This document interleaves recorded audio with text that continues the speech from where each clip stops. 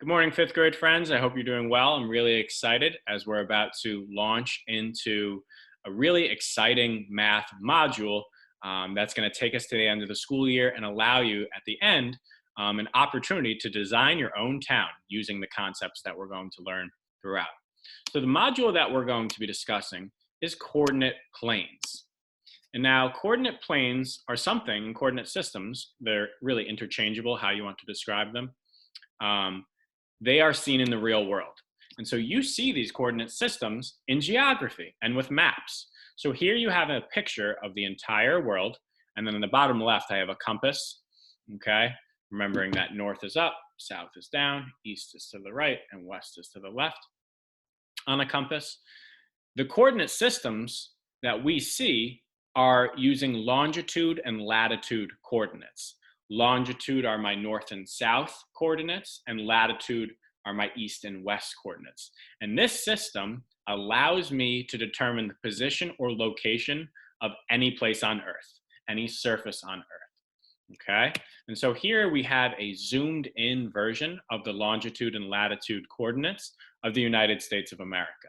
So if I wanted to determine the coordinates of somewhere in Connecticut, I can use my longitude, again, north to south, or my latitude, east to west, coordinates to pinpoint an exact location, such as Riverside Magnet School.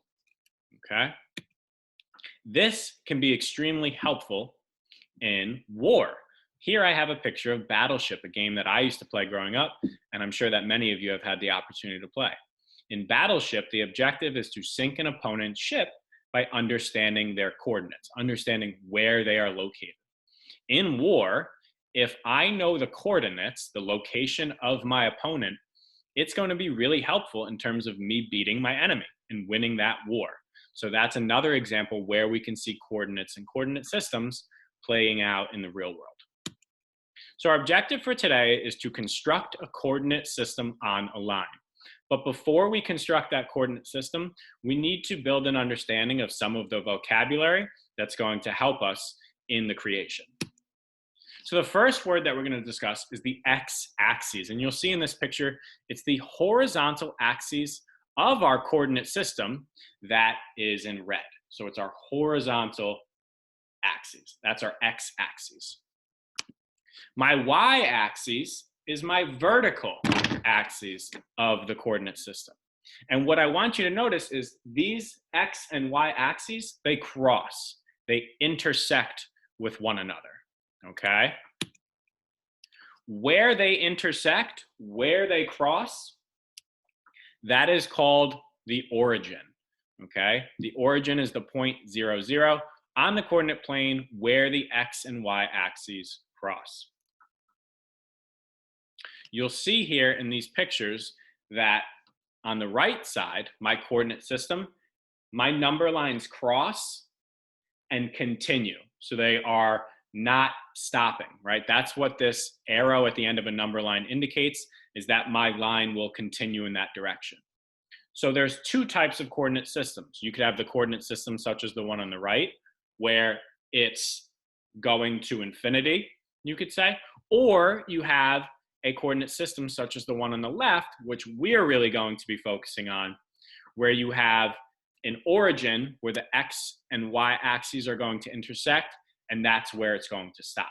So the x-axis is going to continue in one direction, and the y-axis is going to continue in the upward direction, but we're not going to have never-ending lines. So we're going to focus on just coordinate systems such as this, okay?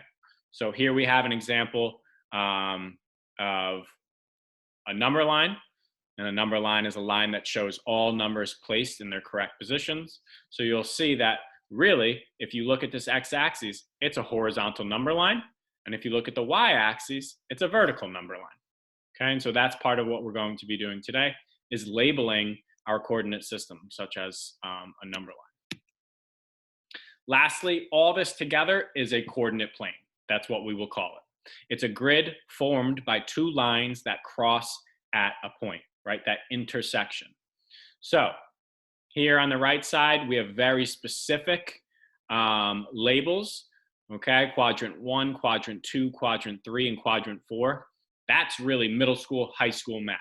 Okay, but why I labeled that is to help you understand that we are really, again, just focusing in quadrant one. We're not going to be creating coordinate planes and coordinate systems with all four quadrants. We're starting just here, starting small, and that's perfectly okay. That's where we're supposed to be at as fifth graders.